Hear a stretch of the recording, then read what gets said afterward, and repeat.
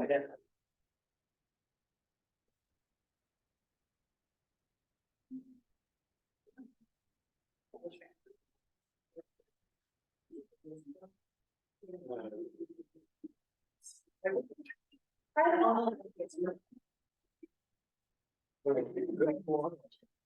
on, it should just say regular session, like preliminaries. You would go on work session. It says follow, but. Yeah. Oh, on work session, so, I'm sorry, you would have to go into the regular session meeting. Okay. So like go back to meetings and agendas and click into the regular session. Okay.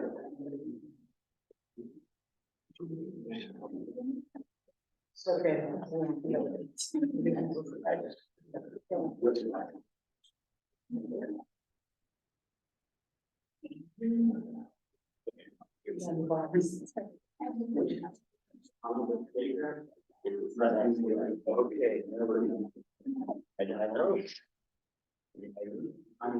I'm my fascinated.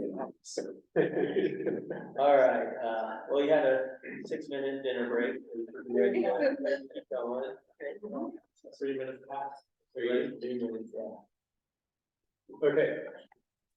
Go ahead and call to order the Banks School District board meeting, which is all rise for a flag salute.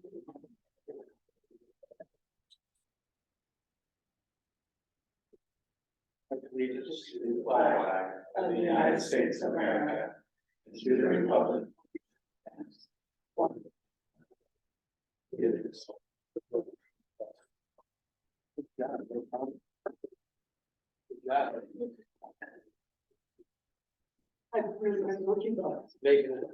Okay, we'll move on to 1.3, roll call. If you, once I call your name, please just say present. Teresa? Present. Will? Present. Leslie? Present. Dan? Present. Present. Thank you.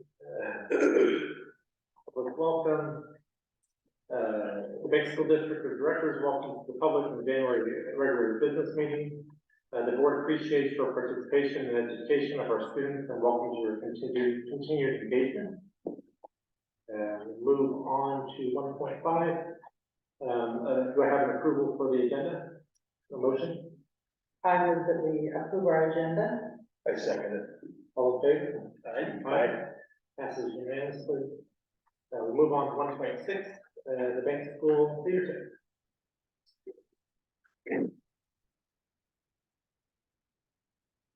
One more, yeah, that's, I understand. Yeah. You know, before you start, I just want to tell you how much we appreciate you guys coming to all of these board meetings. And we appreciate that so much. We like to know what's going on in our school. We try our best. Yeah. I enjoy coming. All right, so I'm going to be starting, and I'm going to talk about some of the events that have happened a little bit before winter break, and some that are upcoming, and choosing to talk about sports. So get to it.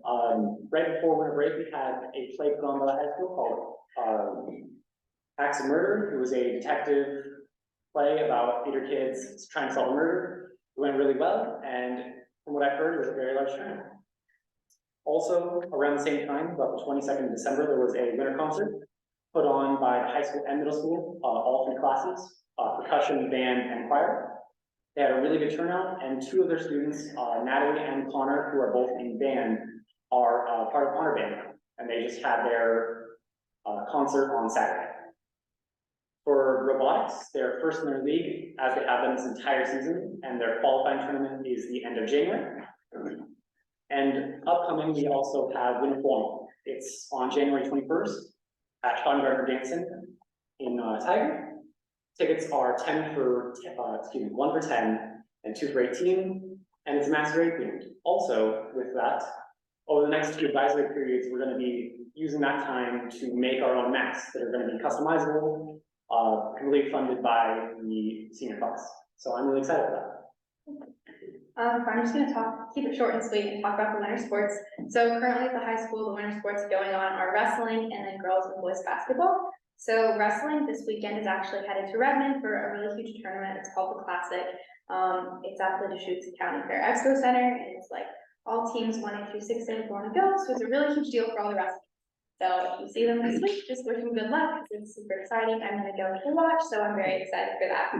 Girls basketball is doing really phenomenal right now. They're ranked #1 in 3A, and they're the only undefeated team, so that's super exciting. They have an overall record of 13-0, and they actually just had a really exciting win over Corbett on Friday with like a last-second shot that made them win with the final score of 43-41, so it was really exciting. Boys basketball is also doing. They're ranked 7th currently, and their overall record is 10-2, so they're doing really good. Also, I'd like to add in that next week, the seniors have mock interviews. I believe it's on Thursday, and so that's just with local business owners. They come in, ask us interview questions. We dress like it's a real interview just to prepare us for any future, career stuff like that. So that's exciting. And yeah, any questions? I just have a quick question about the dance tickets. Is there like a fund, or is there a way for students that probably couldn't afford that to be able to get those tickets for free if they need it? We don't have one in place, but I'm sure we could find a way to do that within the next week.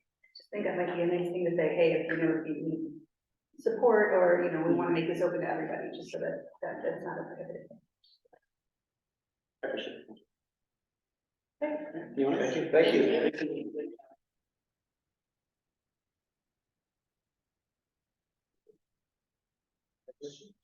Yeah, so I'm gonna just take our recognitions, just wanna make sure that I acknowledge, something great going on in our district once a month, and we've had, we started off, remember, we had the Wizard of Oz came, we saw a little presentation, and I think last month was when we heard from our, our band came and played with us, so I know we heard this from Ben and Jacob in our work session. I just want to reiterate though our fall sports and just not even, I guess I am gonna read off the outcomes.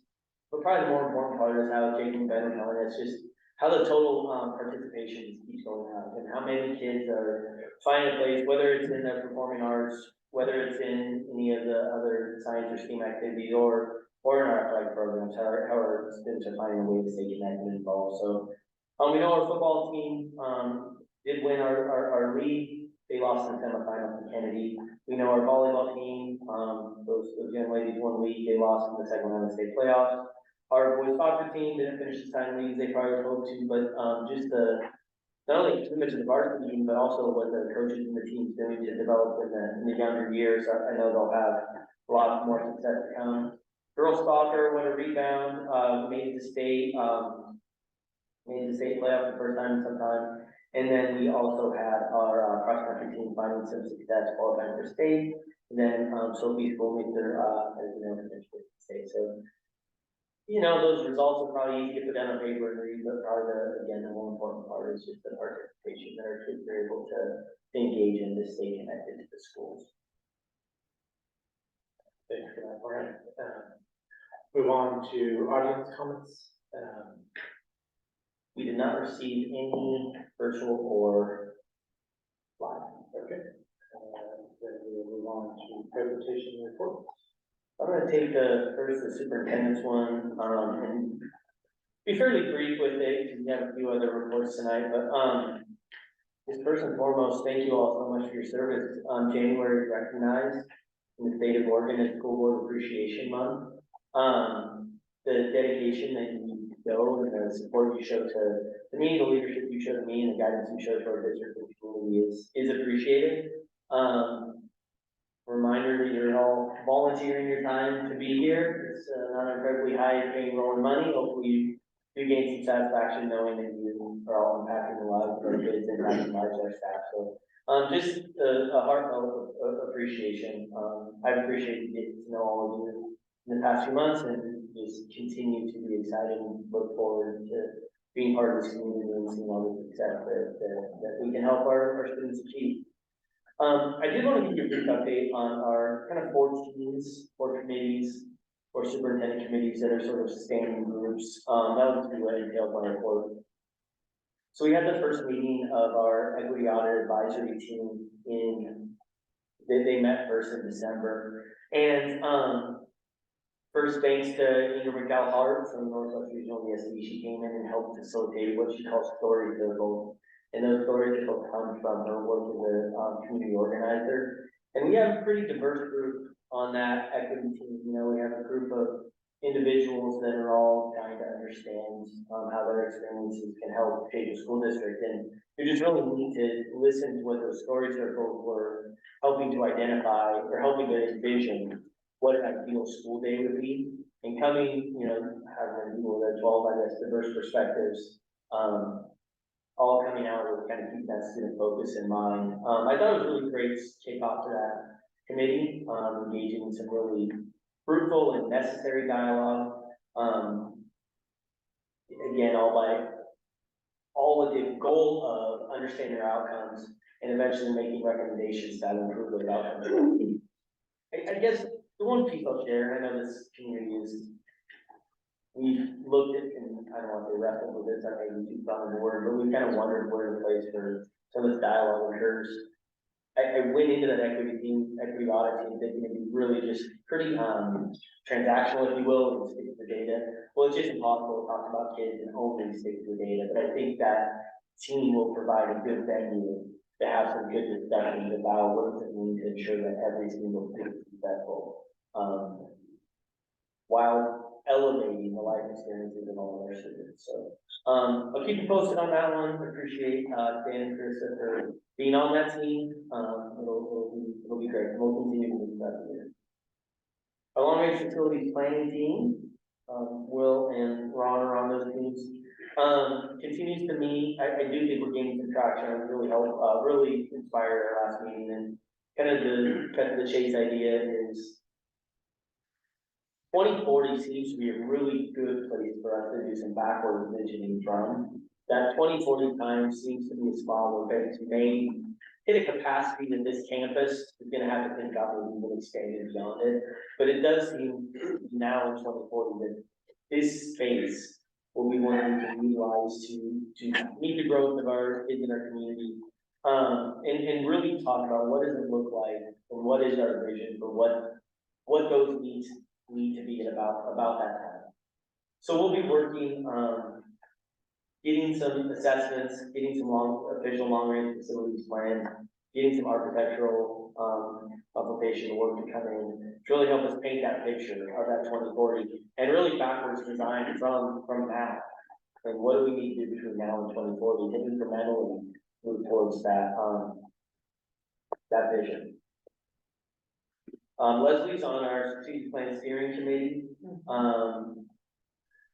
We just, the step we're at right now is, the themes that came out of our focus groups, the kind of themes that will eventually build a strategic plan. We had 5 themes that we presented to the community. I have on here that it was 500 unique responses. I overshot that by a little. I looked back against it, it was about 450. Many of them were students giving responses, but also many community members and staff as well. Essentially, the next steps will be you'll get a draft of what a strategic plan based on this community outreach will look like. We'll put that draft in front of you in February, get feedback, and then look to paint look to get a more formal piece in front of you in March. And then what our team will do from then is once we have that plan, we'll be developing our district scorecard. That's those tangible outcomes that we expect to achieve based on that strategic plan. And then what our team will be doing is coming up with what are our year-end actions we need to put in place to make sure that we're making progress towards those scorecard goals. Then of course, what the next thing will look like for those goals. And then finally, our instructional leadership team continues to partner with the Center for Educational Leadership at the University of Washington. And the best way to describe that is we are trying to really elevate the professional discourse around curriculum instruction and assessment equally, if not more, I guess, professional than the rounds of medical doctor may do. So if you kind of think of a medical doctor doing their rounds and having those really specific and really sophisticated dialogue on how to treat a patient, we're trying to elevate the dialogue on curriculum instruction and assessment to be equally as strategic and equally as sophisticated around impacting instructor needs. So we have a team of about, don't quote me on this one, but I'll say around 15 to 20 people working on that, and we'll continue to do so as we elevate instruction and provide support to our staff and give our teachers a venue dialogue. Chair Frank, that's what I have for my update today. Absolutely. I'm assuming that, probably a silly question, that the minutes or the dialogue is being recorded in some way. It is being recorded, but these are superintendent committees, and we did that specifically, they don't report to you, so they're not like subject to public record. They're not. No, they're not, they report directly to me, it becomes like a public meeting if they would report directly. I'm thinking particularly regarding all of them, I guess, really. Making them accessible to the public, especially the diversity one, but I mean, really all of them. I mean, I'm just thinking out loud here. But about like posting them on the website for people to go to anytime they want and listen to the meeting. Absolutely, so when they had mentioned, hopefully you've noticed, we did launch a new website. And there's already placeholders for each, there's already pages built for each one. You won't see anything now, but that's exactly the point, is that anyone could click on the page, if you will, for that committee and get like a summary of what happened in the last meetings, what's happened moving forward, and kind of what's the direction of it. Can they actually listen to the recording? As of now, no, but that doesn't mean we couldn't do that. Because so much of whenever we get conflict or disagreement, it's based around generalities and perceptions about what we're doing or what we're not doing. And, you know, we typically have more knowledge about what's happening than the people commenting, but, you know, and it's the conversations that go on that really matter. And I can envision what's going on in that committee during last year's discussion about all the different things that came up. You know, I think it would be nice in that case to say, you know, I would encourage you to go listen to what's taking place at these meetings. And then if there's something specific in there that you have a question about, then either ask me or bring it up. It just seems like it's another way to get us out of the shadows and allow the population to take responsibility for what they're saying and doing. That's a great one. I think, yeah. So was the plan to just put up the minutes? The plan is just to put up like summaries. Okay. The hesitation you're hearing in the first equity meeting, there was a personal share story. And so that one, we maybe want to kind of talk to that group about, you know, are there pieces of this agenda that are going to be telling personal stories that are going to help build community in that group. I think like a long-range facility planning team, there's nothing stopping us from just recording that one. You might have to manage that one. So. Yeah. But, and even if you say, I'm not recording for, Yeah. you know. Yeah, easy. Yeah, the idea of one of the summary, you can also post the summary and the summary of the summary, you can check out the whole thing here. The mystique is what causes the distrust. And the more they can get access to, the less they have to assume that's happening against them. Yeah, good point. Yeah, no, thank you, thanks for that. So you'll be, I was gonna steal your thunder, go ahead. Sorry. Thank you, Brian. We'll move on to 4.2, the audit review. So your audit review will be virtually. Connor from Polly Rogers Audit Company is with us on Zoom. And we'll do some sound check. Hello, can you guys hear me?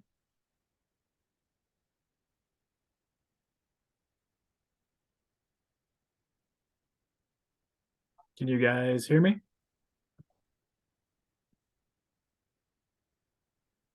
Yes. Oh, okay, there you go.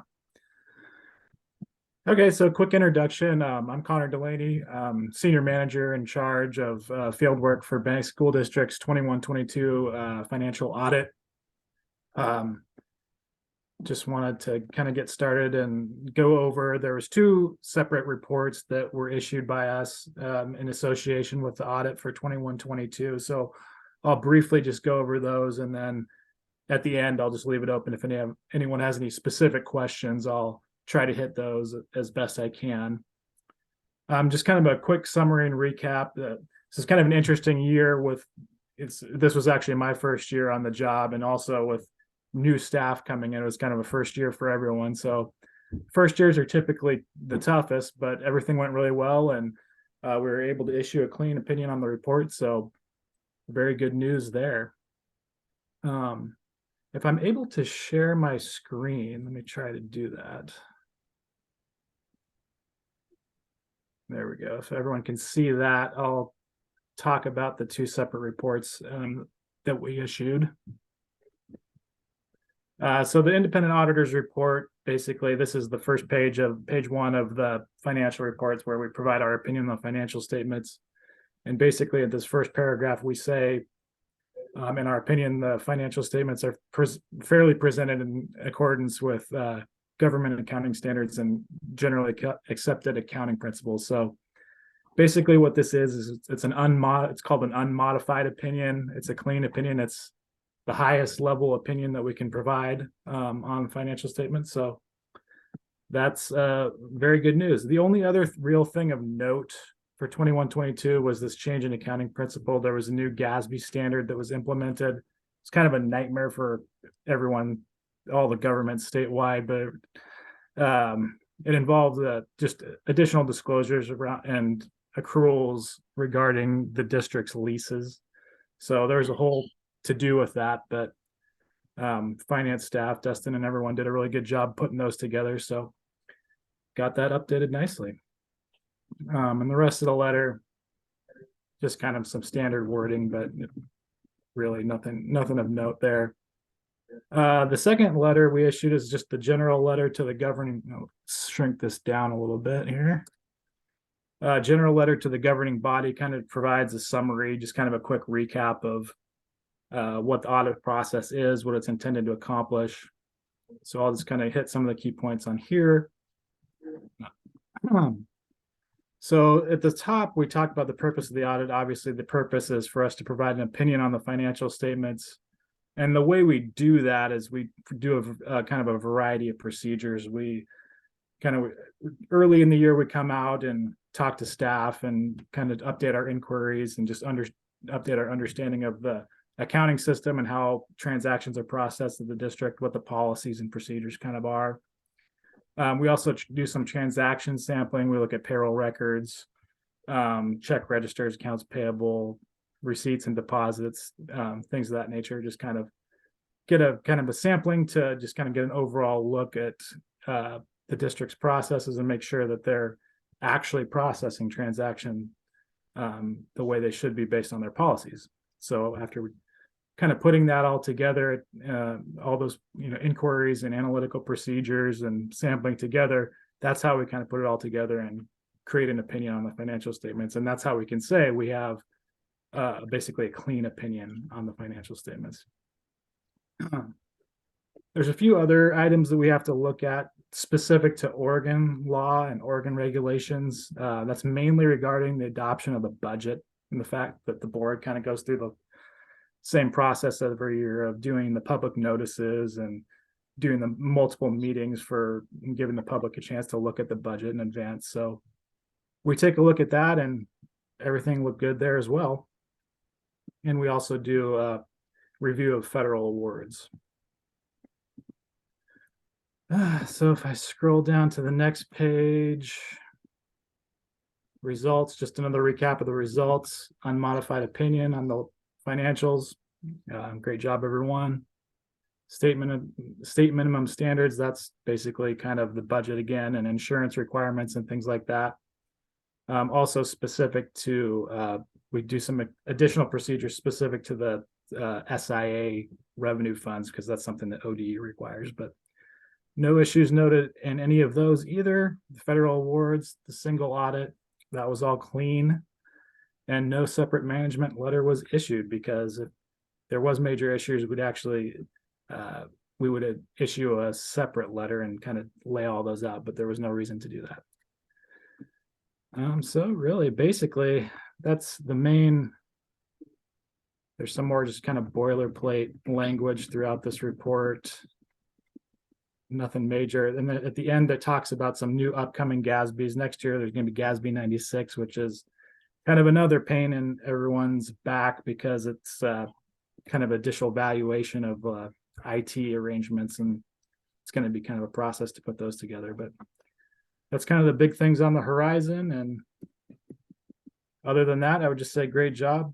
Thanks to Dustin and everyone in finance staff for putting together everything really well, having everything well organized and accurate and making it easy for us. So with that, I would say thank you very much. And just if you have any questions, let me know.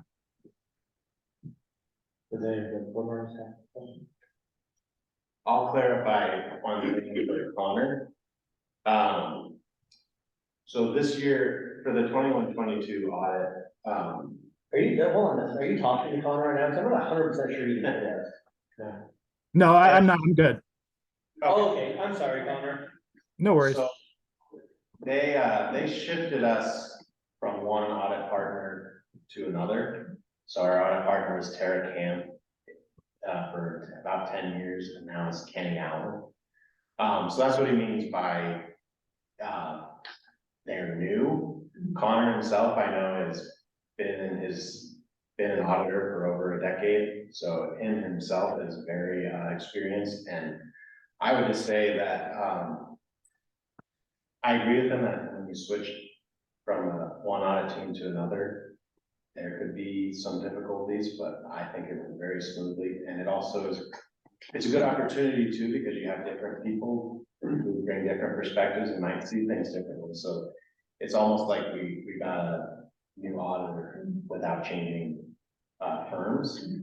And I would just say that I appreciated all their work as well. I know there's governments around the state that had to issue their audits late. There's a December 31st deadline for school districts, and we were able to meet that without any issues. So thanks to you too, Connor. Yeah, thank you again. Yes, they are not, as you said, they're not all this clean. So very good. Thank you, Connor. And Dustin, Thank you all. And yeah, Brian. great.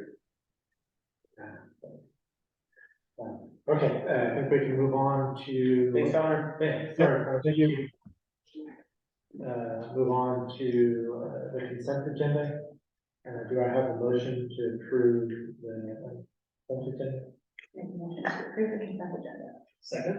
All in favor? Aye. Passes unanimously.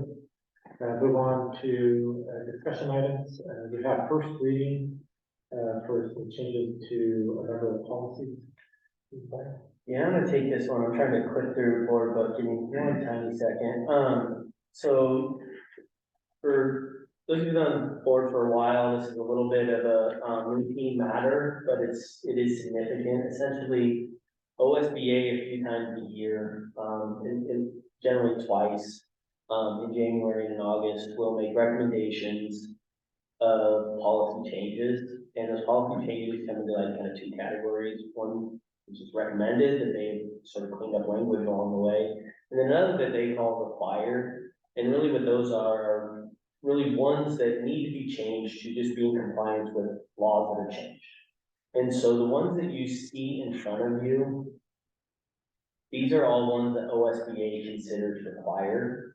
And so, and I'll kind of summarize this. This is a little bit tricky, but just to remind you where you're at right now, for best practice is to always have 2 readings before we adopt any policy. So this just serves as the first one. And don't forget about the time that you have in between now and next month.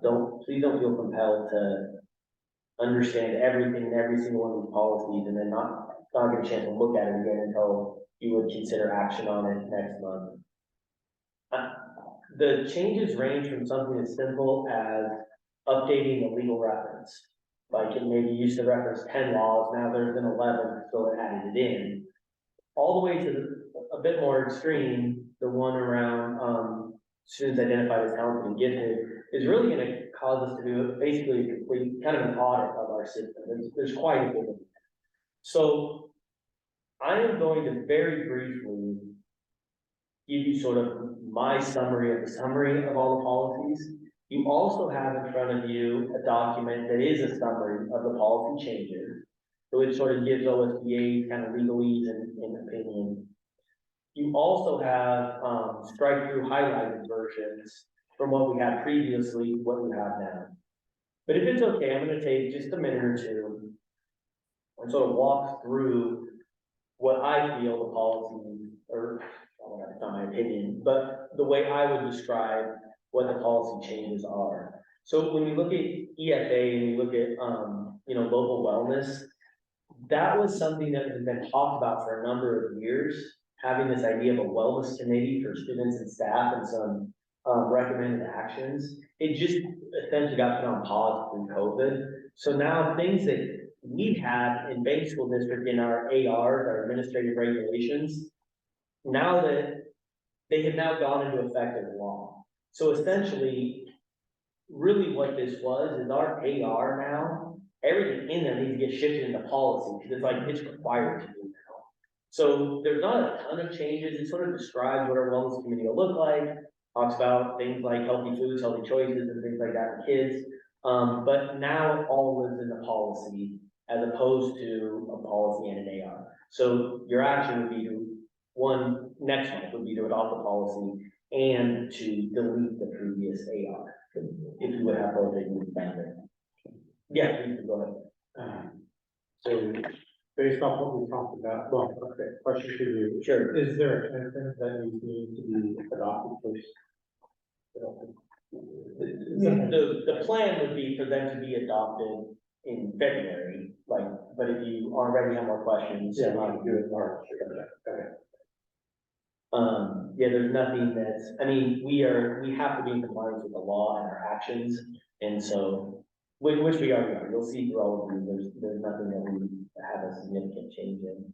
On the workplace harassment, that's a GDEA, that is just a reference to a new legal, a new OAR that went into place in January.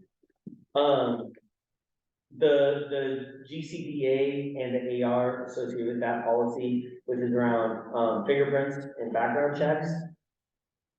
It's just a small change that talks about, like, if someone had recently come to us from another state agency where they had a background check, they're not necessarily subject to one for us. They don't have to redo it. It gives an opportunity for that.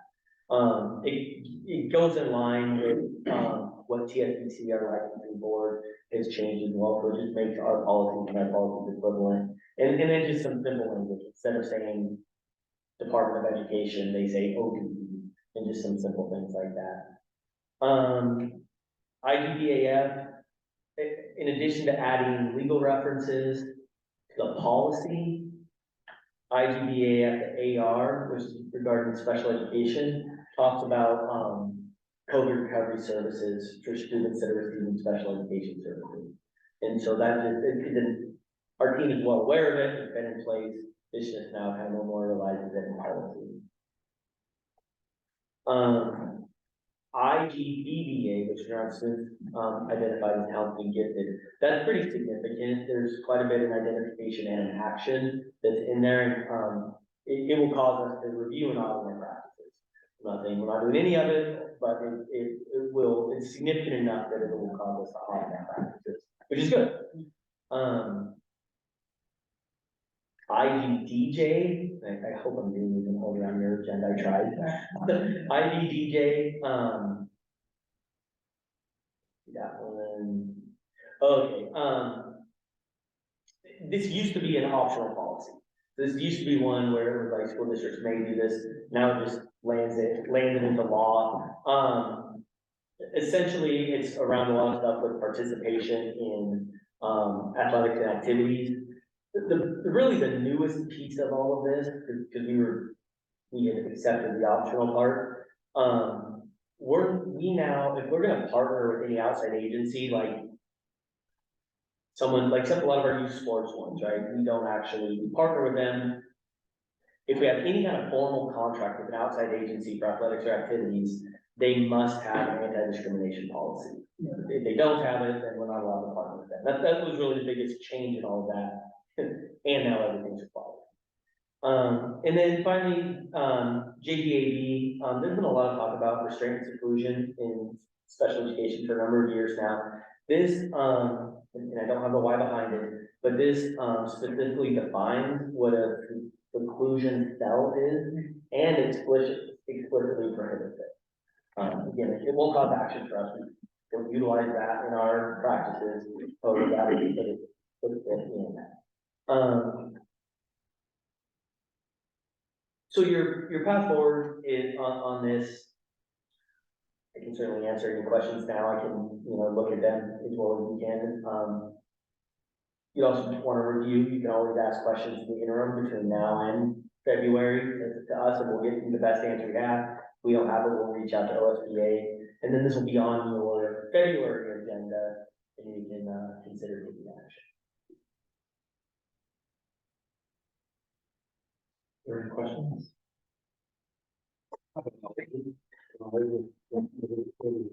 Just because I have, maybe I need to put this to bed, I'm just looking at the tag one, and it looks like it talks, there's more verbiage about how we define tag, services. But it doesn't look like there's any additional definition of how you define that. It says you will, and you should, and you'll do this and that, but I don't see any reference to any particular tools or documents or accepted practices or anything else that does that. Is that true? Am I interpreting that right? Yeah, there's tools that we can use to identify students in tag, but I don't think the policy specifically tells you have to use a certain. Policy says you have to have a way to do it. Yeah, And so are you saying we do have those ways to do it? We simply say what we're using? right, okay, exactly. That's exactly right.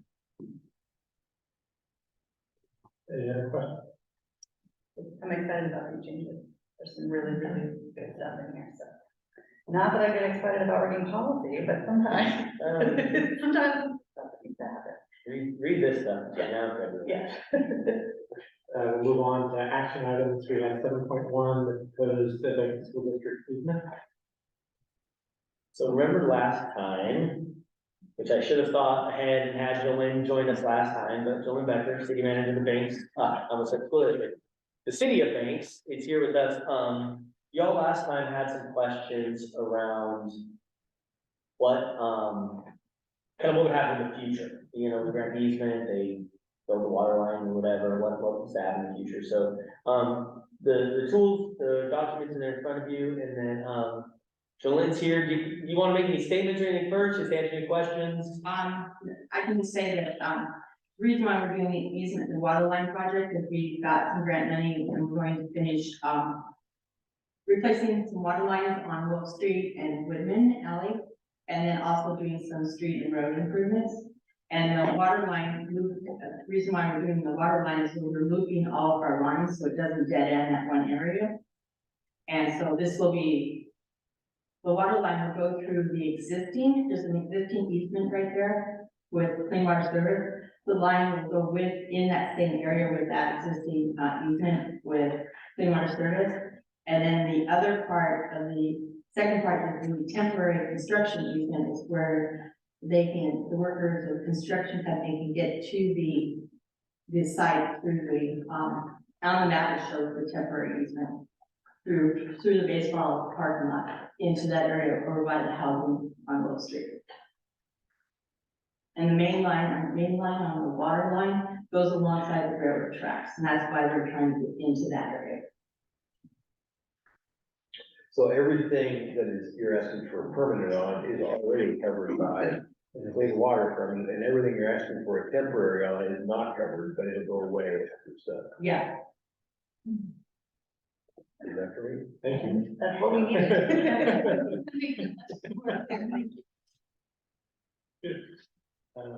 Okay, so. Do I have a motion? Or 7.1? I move that we grant the city the easement as requested. Second. Any further discussion? All in favor? Aye. Passes unanimously. Let me ask for a second. We had a tie between Leslie and. I got me there. Jolene, thank you so much for. Yeah, thank you. putting that all up for us, really appreciate it. And then when it comes time for construction, I'll share the schedule with Brian, because it may be at the same time baseball field perhaps, or a game, but we'll want to kind of coordinate some time in there.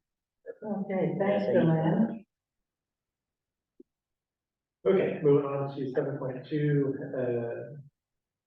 we have, are you doing this one? Yeah, I'll take this one. So this is our local service plan from the Northwest Regional ESP. What the ESP is the ESP, right? And I know you're familiar, just to kind of remind you. The ESP is a group of represents a group of school districts in our region, Washington, Tillamook, and, oh, sorry, not, what's the county north of Tillamook?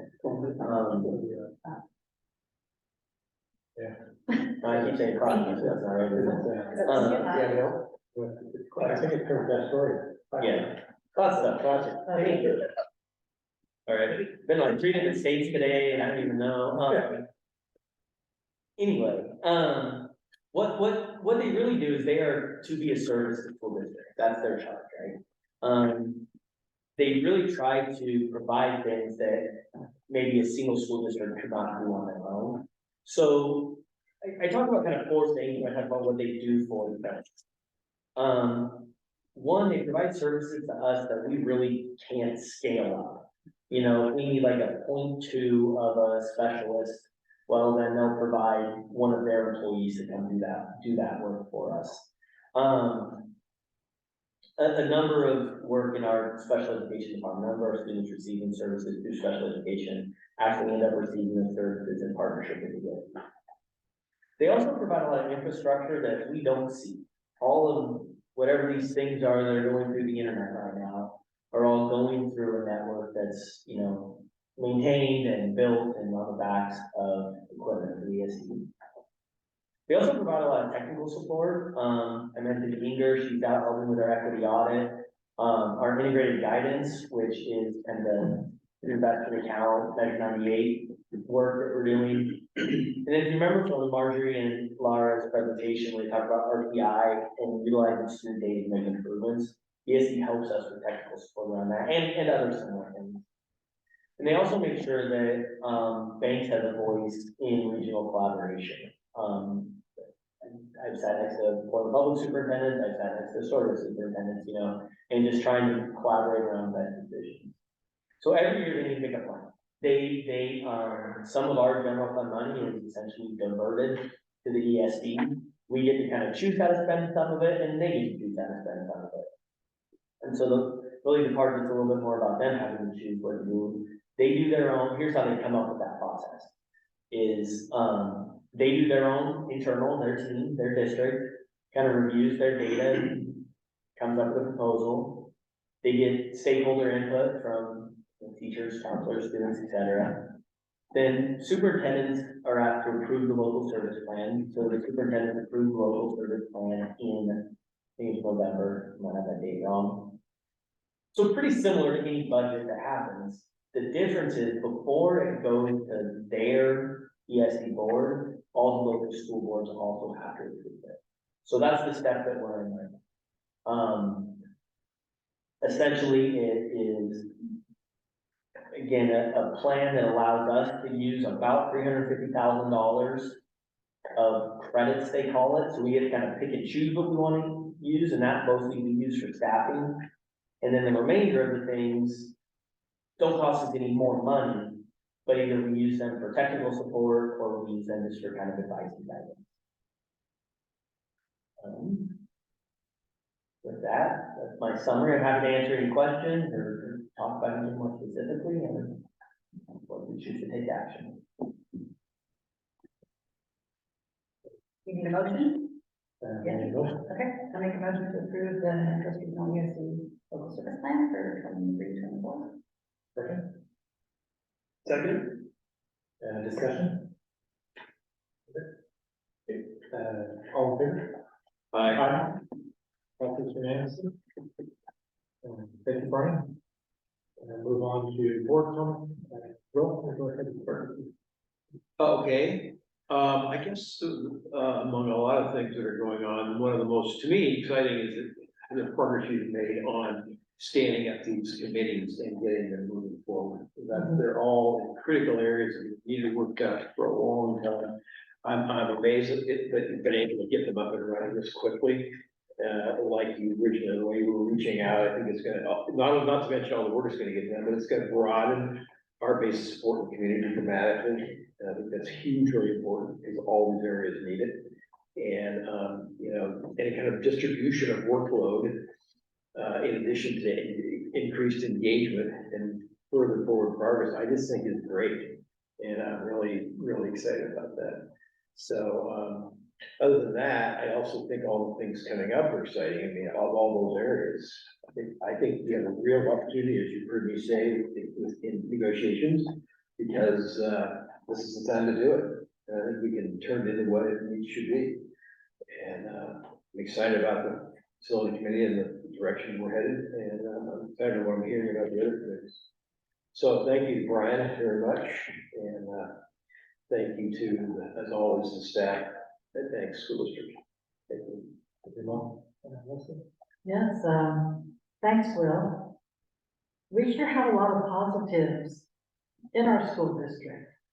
And I really was thinking this week, in addition to all these things that we've talked about and all the information that we've received tonight, I'd also like to, and Brian had said, we had gotten a note from Brian about Lindsay Flores at the elementary school and how she has started a backpack program for our kids that don't have enough food for the weekend, things that they can prepare. And you know, it's amazing how when she started this, how the community just got together. You should see the cupboards, they're full. So that our kids can have those,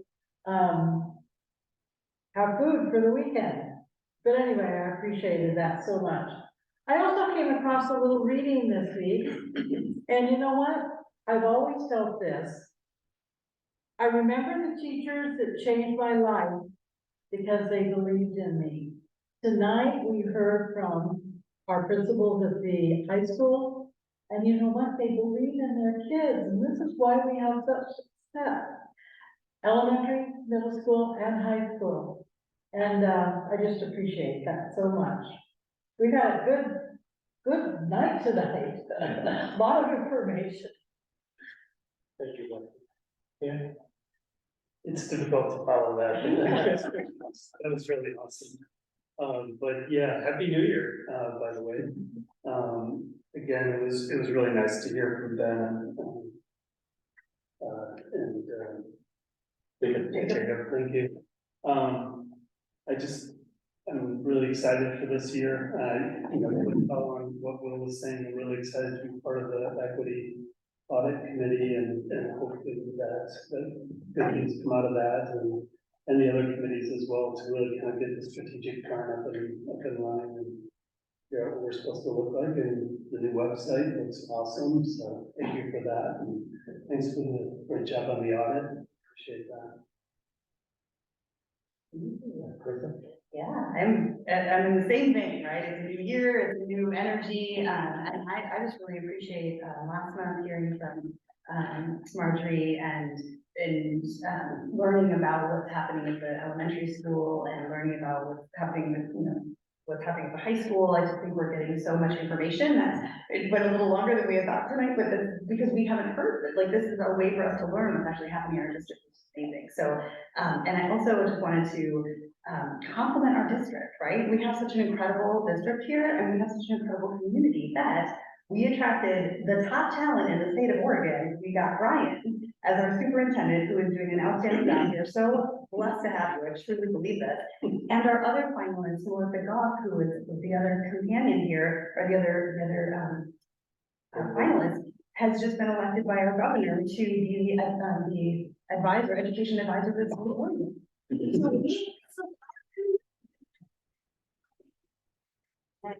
That's like, and down to the smallest things of, let's make sure that our kids have food to eat on the weekends, right? Thank you to Ms. Flores who's doing that program. Like it's all these interconnected parts, and it's just a really exciting time to be a member of the board here and part of this district. And thank you to you all for running the show over here too, and to our amazing community and our amazing teachers and staff and everyone. So thank you. Can I just say one more thing? Yeah.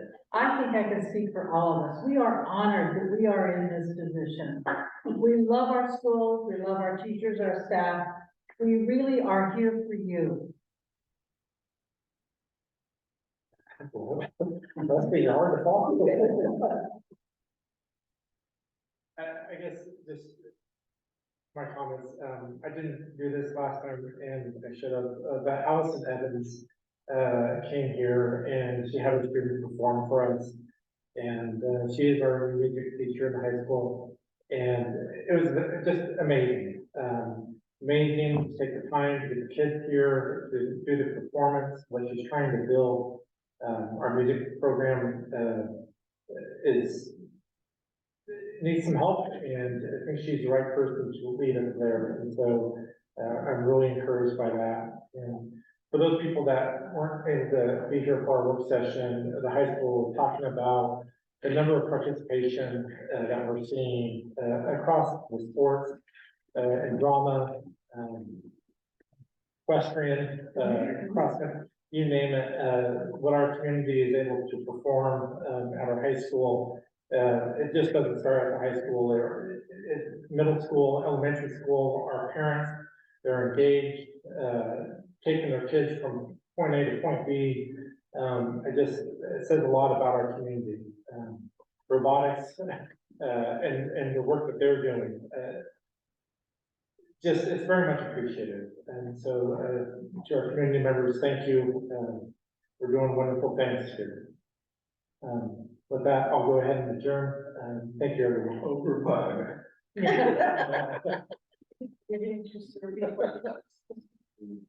Well, sorry, real quick, next meeting, we have a new time for February. It's going to be Tuesday, the seventh.